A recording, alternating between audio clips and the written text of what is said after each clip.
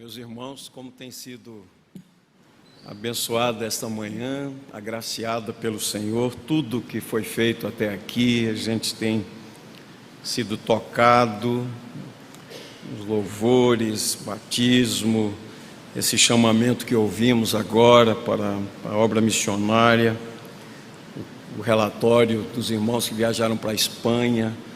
Como é bom estar na casa de Deus e na presença do Senhor. A Bíblia diz que na presença do Senhor há plenitude de alegria e delícias perpetuamente. É a presença do Senhor que faz a diferença. Nós abraçamos a todos os presentes, especialmente os nossos visitantes, aqueles que nos assistem também, onde quer que estejam, a bênção de Deus alcance a cada um. Nós queremos dizer da alegria de receber aqui irmão Vasconcelos, sua esposa, são os bisavós, né? Os avós vieram para o batismo e os bisavós estão aqui. Dona Margarida está aí também? Está não, mas bem-vindos, queridos. E também Dona Lila, ali, essa querida, está com Leda, que prazer. Muitos irmãos voltaram de suas viagens, voltaram do período das férias, que bom que todos voltaram em paz. Antes da leitura do texto, queria só lembrar aqui alguns motivos de oração. Temos orado por algumas pessoas e só reforçar isso, né? Gratidão por Elias, por Patrícia, por Dalva, por Mauro Medeiros, Mauro Rangel. Agradecer porque todos eles estão se recuperando muito bem. Continuar orando por Carol, que é irmã de Wallace. Ela tem apresentado uma melhora assim considerável, já começa a manifestar os primeiros sinais, interagindo, que é uma grande bênção. Essa moça de 15 anos de idade que sofreu esse acidente, então continuemos orando, né? Ana Elizabeth continua lá na UTI, a sua esperança, apresentou uma melhora, né, em relação aos últimos dias. Continuemos orando por ela. Também a esposa de Furete, Rosane, também está internada lá na mesma UTI onde está a Ana Elizabeth. Que coloquemos diante de Deus a sua vida. A mãe de Lúcia, temos orado. Lúcia tem estado no hospital já há mais de 3 semanas acompanhando a sua mãe. E soubemos ontem na reunião de oração que a mãe de Jorge, nosso irmão Jorge, será operada no próximo dia 9. Coloquemos essa vida diante de Deus e estamos orando também por Sérgio. Então, nossa dependência é total do Senhor, Ele quem opera grandes coisas, que faz uma grande obra. Vamos ler então, queridos, o 3º capítulo de Joel. Quero dizer que com a graça de Deus teremos escola dominical, viu? Eu estava dizendo aqui a Sávio e a Daniel, ainda bem que o pregador sou eu, que prego menos do que eles, né? Então não vou entrar na escola dominical, pode ficar tranquilo. Joel capítulo 3. Eu preciso ler esse capítulo, é a última ministração no livro de Joel, para a gente entender bem o contexto, né? Tivéssemos que dar um título aqui, um tema, seria o futuro julgamento das nações. Essa é uma das ênfases do livro do profeta Joel, o dia do Senhor. Então ninguém se iluda. Daniel falando aqui dos ateus europeus, né? uma Europa secularizada, mas vivenciamos essa realidade aqui também no nosso país, né? Então gente que não crê em Deus, gente que erroneamente pensa que a morte é o fim, que não há um Deus cheio de graça, cheio de misericórdia, mas um Deus justo, de ira santa. Na verdade, não se iludam, jovens que pensam assim: olha, eu vou fazer e acontecer, eu quero aproveitar a minha vida, a vida é curta e eu quero aproveitar. A Bíblia diz para você, jovem, que pensa assim: recreie-se o seu coração nos dias da sua mocidade, goza a vida, sabe, porém, que de todas essas coisas Deus te pedirá conta. Não desconsidere essa outra palavra. Você prestará contas perante o reto juiz. Então olha o que diz a palavra do Senhor: eis que naqueles dias e naquele tempo em que mudarei a sorte de Judá e de Jerusalém, Congregarei todas as nações e as farei descer ao vale de Josafá, e ali entrarei em juízo contra elas por causa do meu povo e da minha herança, Israel, a quem elas espalharam por entre os povos, repartindo a minha terra entre si. Lançaram sorte sobre o meu povo, e deram meninos por meretrizes, venderam meninas por vinho que beberam. Que tendes vós comigo Tiro e Sidom, e todas as regiões da Filístia? É isso vingança que quereis contra mim? Se assim me quereis vingar, farei sem demora cair sobre a vossa cabeça a vossa vingança, visto que levastes a minha prata e o meu ouro e as minhas joias preciosas, metestes nos vossos templos e vendestes os filhos de Judá e os filhos de Jerusalém aos filhos dos gregos, para os apartar para longe dos seus limites. Eis que eu os suscitarei do lugar para onde os vendestes, e farei cair a vossa vingança sobre a vossa própria cabeça. Venderei vossos filhos e vossas filhas aos filhos de Judá, e estes aos sabeus, a uma nação remota, porque o Senhor o disse. Proclamai isto entre as nações, apregoai guerra santa, e suscitai os valentes. Cheguem-se, subam todos os homens de guerra, forjai espadas das vossas relhas de arado e lanças das vossas podadeiras. Diga o fraco: eu sou forte. Apressai-vos e vinde todos os povos em redor, e congregai-vos para ali. Ó Senhor, faze descer os teus valentes. Senhor, faz descer os teus valentes. Levantem-se as nações e sigam para o vale de Josafá, porque ali me assentarei para julgar todas as nações em redor. Lançai a foice, porque está madura a seara. Vinde, pisai, porque o lagar está cheio, os seus compartimentos transbordam, porquanto a sua malícia é grande. Multidões, multidões no vale da decisão, porque o dia do Senhor está perto no vale da decisão. O sol e a lua escurecem, e as estrelas retiram o seu esplendor. O Senhor brama de Sião, e se fará ouvir de Jerusalém, e os céus e a terra tremerão, mas o Senhor será o refúgio do seu povo, e a fortaleza dos filhos de Israel. Sabereis assim que eu sou o Senhor, Senhor vosso Deus, que habito em Sião, meu santo monte, e Jerusalém será santa, estranhos não passarão mais por ela. E há de ser que naquele dia os montes destilarão mosto, e os outeiros manarão leite, e todos os rios de Judá estarão cheios de águas. Sairá uma fonte da casa do Senhor, e regará o vale de Sitim. O Egito se tornará uma desolação, e Edom se fará um deserto abandonado, por causa da violência que fizeram aos filhos de Judá, em cuja terra derramaram sangue inocente. Judá, porém, será habitada para sempre, e Jerusalém de geração em geração. Eu expiarei o sangue dos que não foram expiados, porque o Senhor habitará em Sião. Amém, amém. Vamos orar. Ó Deus amado, que grande responsabilidade falar em Teu nome, pregar a Tua palavra, fazer uma exposição bíblica, interpretar fielmente aquilo que o Senhor quis dizer. Nós não podemos fazer isso sem a Tua intervenção, sem a Tua graça. Também aqueles que ouvem a palavra, os que estão aqui no santuário, os que nos assistem, os que nos ouvirão depois. Senhor Deus, visita-nos e faz aquilo que aprouver ao Senhor fazer. Desperta o nosso coração. Glorifica o Teu nome na nossa vida, em nome de Jesus. Amém, amém. Por favor, querido, permaneça com a Bíblia aberta.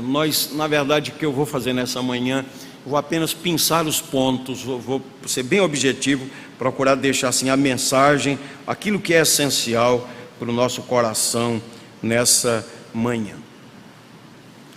Existem pelo menos 3 grandes sistemas que defendem fazer uma exposição fiel das Escrituras Sagradas, com referência à segunda vinda de Cristo e o futuro do reino. Nós temos professores aqui na escola dominical, Nízia, Hilton, Afonso, que são especialistas nessa área, né? Sobre pós-milenismo, pré-milenismo, amilenismo. Então, as posições são as mais diversas. Em determinadas épocas da história da igreja há uma tendência maior, né? Por exemplo, hoje na Igreja Presbiteriana do Brasil há uma tendência maior para o amilenismo. A grande maioria é amilenista, né? Mas ainda existem aqueles chamados pré-milenistas históricos, né, que sustentam essa posição. Interessante que quando nós olhamos para cada um deles, né, só dizendo assim com poucas palavras, com palavras simples, né, o pós-milenismo, eles dizem assim: o reino de Deus está agora sendo estendido no mundo pela pregação do Evangelho, da obra salvadora do Espírito Santo. Eles dizem: o mundo será finalmente cristianizado e o retorno de Cristo se dará no término de um longo período chamado de paz e prosperidade, que é frequentemente chamado pelos pós-milenistas de milênio.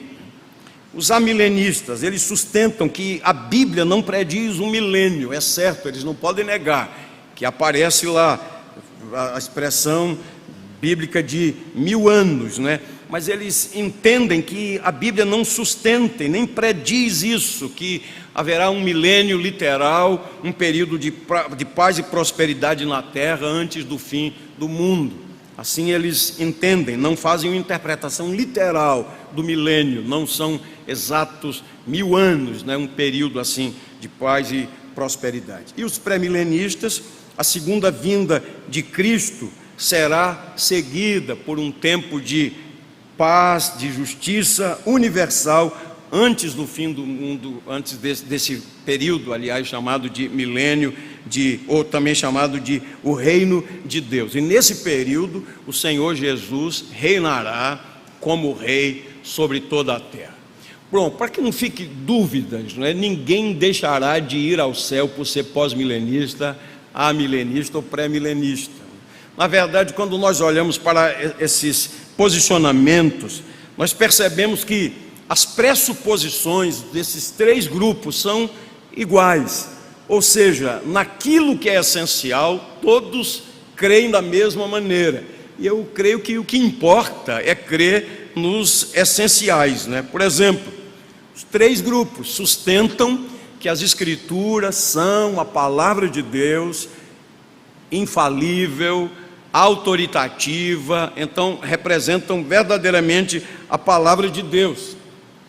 Esses grupos sustentam que o Senhor Jesus Cristo deu a sua vida, a segunda pessoa da Trindade veio ao mundo, o Filho de Deus, o Verbo de Deus encarnado, ele satisfez plenamente a justiça de Deus. Então não há nenhuma dúvida quanto à obra da redenção através de Cristo. Todos eles creem numa vinda de Cristo, pessoal, uma vinda que será visível, uma vinda futura. Todos creem e todos dizem: Maranata, vem Senhor Jesus. E todos falam também do tribunal de Cristo. Todos creem mesmo no juízo do Senhor, no julgamento da parte do Senhor. Então eu creio que isso é o que é essencial. Existem pessoas que falam com convicção, né? São pré-milenistas históricos e argumentam. Você conversa com um amilenista e ele traz argumentos também. Você conversa com um pós-milenista, ele tem seus argumentos. Mas eu creio que o essencial, queridos, é crer que a palavra de Deus, Velho e Novo Testamentos, são autoritativas, são inspiradas por Deus, são inerrantes, são a única regra infalível de fé e de prática. Na obra do Senhor Jesus, plena, completa, ele bradou na cruz: está consumado. Ele satisfez a justiça de Deus, nenhuma condenação há para os que estão em Cristo Jesus, e a certeza de que Jesus virá. Ele virá para julgar vivos e mortos. Eu gosto daquela expressão do apóstolo Paulo: ressoada a trombeta de Deus, ouvida a voz do arcanjo, os mortos em Cristo ressuscitarão primeiro para o encontro com o Senhor, e depois nós, os que estivermos vivos, seremos arrebatados para o encontro com o Senhor. Percebam que Paulo escreveu sob inspiração do Espírito de Deus, e ele se incluiu lá, não é? Porque ele diz, nós que estivermos vivos, não é? Por que ele escreveu assim? Porque na verdade, Paulo, conquanto tenha tido tantas experiências maravilhosas, não é? Ele disse que teve a experiência de ter sido arrebatado até o terceiro céu, não é? Presença de Deus, e viu coisas que não é lícito ao homem referir, nem ele, com todos os privilégios que teve, ter recebido o Evangelho diretamente do Senhor Jesus, nem ele sabia o dia. E essa palavra de Paulo aos Tessalonicenses nos ensina que cada servo de Deus deverá ou deve esperar Jesus em sua própria geração. É por isso que ele disse, nós, os que estivermos vivos, seremos arrebatados para o encontro com o Senhor. O que é maravilhoso é isso, né? Os que estamos em Cristo, e estaremos para sempre com o Senhor. É isso que diz a palavra de Deus. Então, objetivamente, vamos pensar aqui. O tema geral é o futuro julgamento das nações. Isso vai acontecer verdadeiramente. O primeiro ponto está nos primeiros 8 versículos desse capítulo 3 de Joel. E nós temos aqui nesses 8 versículos os princípios que regem o julgamento de Deus. Quando o sábio pregou no livro de Amós, ele chamou a atenção para esse fato: aquelas nações opressoras serão julgadas pelo Senhor. Então, aqui nós temos os princípios que regem o julgamento. As expressões que aparecem aqui, naqueles dias e naquele tempo, é uma referência aos tempos futuros, como diz mesmo o texto, quando Deus mudará a sorte de Judá e de Jerusalém. E desde o verso 2 até o verso 8 está escrito: Deus exigirá prestação de contas às nações que oprimiram o seu povo. Vale a pena olhar aí para o texto. Vejam, primeiro, essas nações serão reunidas, e depois está dito, elas serão julgadas no vale de Josafá. O que é o vale de Josafá? Bem, esse vale pode ser uma referência a um lugar específico, geográfico. Nós temos lá no segundo livro das Crônicas, capítulo 20, uma batalha na qual o rei Josafá, que era um rei temente a Deus, venceu amonitas e moabitas, né? É um texto belíssimo que mostra a dependência de Josafá, dependência plena do Eterno. Mas talvez seja simplesmente o lugar onde Yahvé julgará, porque o nome Josafá significa exatamente isso: Yahvé julga, o Senhor julga. Por isso a expressão pode significar exatamente o lugar onde haverá o julgamento de Deus. No versículo 14 está dito que esse vale de Josafá é chamado também de vale das decisões. E o que o texto diz, o que é importante para nós, é que as nações serão julgadas por terem maltratado o povo de Deus. E o texto aqui relata os crimes pelos quais essas nações serão julgadas. Vejam o que diz aí, especialmente versos 2 e 3. Espalharam o povo de Deus entre as nações, repartiram entre si a terra que pertencia a Deus, venderam o povo à escravidão, desprezando a ponto de lançar sortes sobre eles, né? E a gravidade desses crimes naquilo que foi dispensado às crianças, né? Porque meninos eram vendidos e trocados por prostitutas, meninas eram vendidas e trocadas por vinho. Estava lendo um comentário que diz assim: existe uma percepção de que qualquer sociedade pode ser avaliada pela forma de tratar as crianças. E esse texto faz lembrar, né, em práticas de injustiça. A gente olha para a sociedade nossa também hoje, muito perto de nós. Crianças são abusadas por pais, por irmãos mais velhos, por tios. Isso é uma infâmia, né? Crianças abusadas, padrastos, vizinhos. Às vezes a mãe tem que trabalhar, Às vezes o pai é um alcoólatra, um viciado em drogas, ou às vezes a criança nem tem pai, porque 4, 5, 6 crianças numa mesma casa, pais diferentes, e às vezes a criança mais velha fica responsável para cuidar das menores, e esses ímpios, né, se aproveitam. Isso acontece muito, né, especialmente nessas comunidades mais carentes, né? As crianças são abusadas. Isso tem acontecido no mundo todo, né?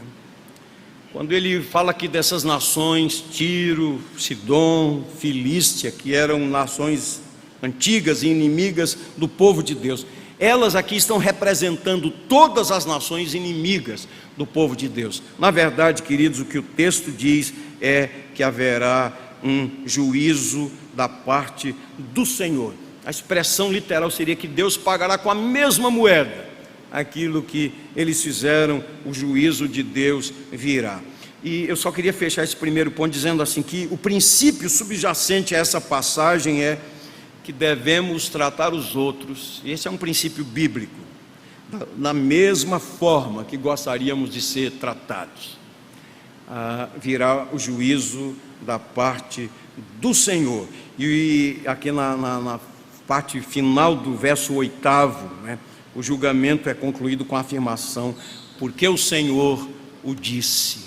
Segundo lugar, desde o verso 9 até o verso 13, a ideia é que o Senhor faz uma convocação. É como se essas nações fossem convocadas para a guerra. Então eles se prepararam para a guerra, mas na verdade estão sendo convocadas pelo Senhor para serem julgadas pelo Senhor. Esse Deus, quando Daniel falou aqui dessas pessoas que ignoravam ou não creem em Deus, ou desprezam a Deus, ou não querem conhecer a Deus, quer as pessoas gostem dele ou não, quer as pessoas admitam sua existência ou não, quer as pessoas o adorem ou sejam indiferentes a ele, na verdade ele existe. Ele está no trono, Ele é o Senhor, Ele é soberano, Ele é absoluto, Ele vê todas as coisas. Aquelas fases mais ocultas da nossa vida, aqueles momentos obscuros da nossa vida, aquelas coisas das quais nos envergonhamos e quem sabe ninguém de nossa família sabe, ninguém da igreja sabe, ninguém sabe, aquelas coisas que a gente tenta esconder da nossa vida, todas elas estão patentes perante os olhos do Senhor. Todas elas, todas elas. Estamos acompanhando agora esse julgamento lá do massacre do Carandiru, né? Os policiais foram condenados, né, a centenas de anos, né? Cada um uma pena assim, mais de 600 anos, né? O próprio Ministério Público fez com que a pena fosse diminuída, não é? Porque alguns dos mortos, eles disseram, não foi consequência da invasão dos policiais, né? Não morreram com tiros. Mas quando a gente olha para aquele acontecimento, né? A perversidade, né? Alguém está dizendo, não, mas eram bandidos, eram criminosos, né? Mas eles foram fuzilados, tiro na cabeça, né? Eles não puderam reagir, né? Obviamente haverá recurso. Você conhece as coisas do direito. Eu estou dizendo assim, você que é leigo como eu, né? A gente só ouve essas coisas, não entende bem essas coisas, né? Mas a gente sabe de recursos, né? Porque os condenados estão soltos ainda, né? Aí a gente não entende muito bem se os soldados foram condenados, os policiais foram condenados, porque o governador da época também não foi, uma vez que ele é o comandante, né, desses soldados, né? Porque o secretário de segurança pública, né? Essas coisas que a gente não entende muito bem, mas na verdade recursos virão e tal, porque o que se diz, né, quando você olha para a defesa, diz assim, foi uma injustiça que foi praticada, né? Há muitas injustiças, né, nesse mundo, mas quando nós olhamos, estou dizendo tudo isso para dizer que não haverá injustiça da parte do Senhor. Diante do eterno só existe um advogado, que é o Senhor Jesus Cristo, e Ele advoga a causa daqueles por quem Ele morreu e ressuscitou. e cujos pecados e iniquidades e enfermidades e maldades e podridão, tudo isso ele levou sobre si e satisfez plenamente a justiça de Deus. Numa sociedade como a nossa, cuja uma das marcas tem sido a impunidade, é muito comum ouvir, isso não vai dar em nada, isso não vai dar em nada, né? Então essa cultura tem enganado muitas pessoas, mas na verdade eu quero chamar a atenção para esse fato: o reto e justo juiz não se deixe escarnecer, não se deixe enganar, não se deixe iludir. Ele haverá de julgar com justiça, e é exatamente essa a ideia, né? O tempo é curto, mas quando ele usa algumas metáforas aqui, falando sobre o vinho, sobre o lagar, a ideia bíblica é que as nações estão maduras para o julgamento, e a sua perversidade é tão grande que chega a transbordar o lagar, quando as uvas eram amassadas, né? Então havia tantas e que o lagar transbordava. Na verdade chegou o tempo, é isso que está nos dizendo aqui o texto bíblico: as nações serão convocadas pelo Senhor, haverá um julgamento do reto e santo juiz. Terceiro lugar, rapidamente, desde os versos 14 até o verso 17, nós temos aqui os chamados sinais cósmicos do julgamento final. Vejam aqui verso 14, Joel vê multidões aguardando no vale da decisão, que é o vale de Josafá. Como eu disse, essas nações são convocadas, pensaram terem sido convocadas para a batalha, mas são convocadas para o julgamento. E o texto diz com muita clareza: o dia do Senhor se aproxima. E eu quero dizer com isso que hoje, o dia de hoje é o melhor dia para nos arrependermos. O dia do Senhor se aproxima, e o dia de hoje é o melhor dia para nos arrependermos. É hoje, se ouvirdes a sua voz, não endureçais o vosso coração. Está escrito lá no texto de Amós, pregado por sábio: prepara-te, ó Israel, para te encontrares com o Senhor teu Deus. Na carta aos Romanos, Paulo escreveu: vai alta a noite, vem chegando o dia, deixemos as obras das trevas. Então é preciso compreender a gravidade da situação, avaliar a vida, e como igreja é preciso exortar as pessoas para que se arrependam, para que voltem ao Senhor, para que seus corações sejam quebrantados, porque na verdade o grande dia se aproxima. O texto nos fala aqui, verso 15, sobre os sinais cósmicos que acompanharão essa batalha final. O sol e a lua escurecerão, as estrelas desaparecerão, e o verso 16 diz: o Senhor virá a Sião como um leão rugindo em busca da sua presa. E o verso 16, segunda parte, diz que o céu e a terra tremerão. E em meio a tudo isso, o texto diz: o Senhor será o refúgio do seu povo. E aí eu chego no último ponto, versos 18 a 21. As bênçãos do dia do Senhor. O dia do Senhor será terrível para os ímpios, terrível para os ímpios, o pior dia. A Bíblia diz assim, que pessoas dirão naquele dia aos montes: caiam sobre nós, caiam sobre nós.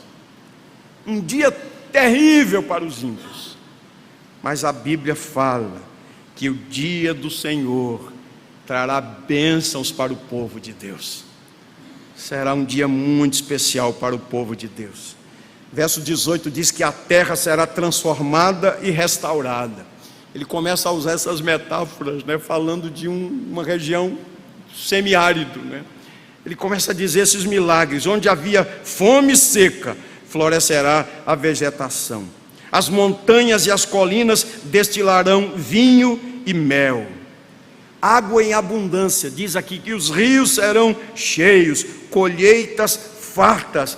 Estão aqui simbolizando as bênçãos da era vindoura. Ele usa a figura como de um jardim do Éden, para falar de uma terra restaurada. Queridos, no entanto, a maior bênção do dia do Senhor para a sua igreja, para o povo de Deus, é que Deus, com toda a sua glória, habitará para sempre com o seu povo. Essa é a maior bênção. Então, os que estamos em Cristo Jesus, precisamos ter medo daquele dia. O sol se escurecerá, a lua, as estrelas. Esse será o glorioso dia para aqueles que estão em Cristo Jesus. O dia do encontro com o Senhor, estaremos para sempre com o Senhor. Porém, um dia terrível para aqueles que vivem na dureza de coração, na impiedade, vivendo um cristianismo falso, vivendo uma mentira, sendo apáticos, indiferentes, na incredulidade. Será um dia terrível. E só para fazer algumas breves aplicações, creio que esse tema serve de consolo para o povo de Deus, porque o que o texto diz é que nós seremos vindicados no dia do Senhor, ou seja, justificados no dia do Senhor. A Bíblia diz: agora, pois, nenhuma condenação há para aqueles que estão em Cristo Jesus. Isso é uma bênção muito grande. Deus jamais deixará de cumprir a sua promessa de perdão aos quebrantados, aos arrependidos. Deus ama aquele que tem o coração quebrantado, compungido. Esse não é desprezado pelo Senhor. A mensagem de Joel, queridos, é um alerta para todos e nos diz que ainda há tempo para o arrependimento. E o tempo é hoje, o dia é hoje. Arrependei-vos. Essa é a pregação da igreja. João Batista, o precursor do Senhor Jesus, começou a pregar assim: arrependei-vos, o reino de Deus está perto. Quando Jesus começou a pregar, arrependei-vos, arrependei-vos. Quando Pedro e os apóstolos se levantaram em Jerusalém no dia de Pentecostes, pregando o evangelho, e depois de ter falado com tanta intrepidez, as pessoas perguntaram: o que faremos, irmãos? E a palavra de Pedro foi: arrependei-vos, para que os vossos pecados sejam cancelados. Temos ouvido muito desse púlpito: não basta ser religioso, não basta apenas cumprir algumas obrigações eclesiásticas, não basta apenas ter algumas atividades na igreja, algumas funções. Na verdade, Deus está olhando para dentro de nós, Deus está olhando o nosso coração, Deus está olhando para nós, se há vida. Na verdade, Ele está pegando aqui no nosso pulso: tem vida aí, tem vida nova aí. Isso é o que importa.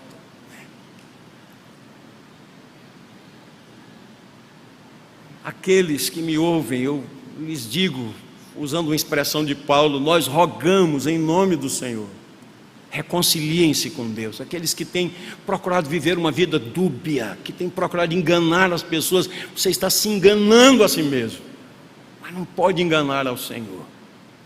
Hoje é o dia aceitável, o dia da salvação. E eu queria terminar, queridos, obviamente que de forma bem objetiva, né? Mas que fiquem esses pontos especialmente. Queria terminar lendo Apocalipse capítulo 21, os primeiros 8 versículos, e assim estarei terminando essa ministração. Apocalipse capítulo 21.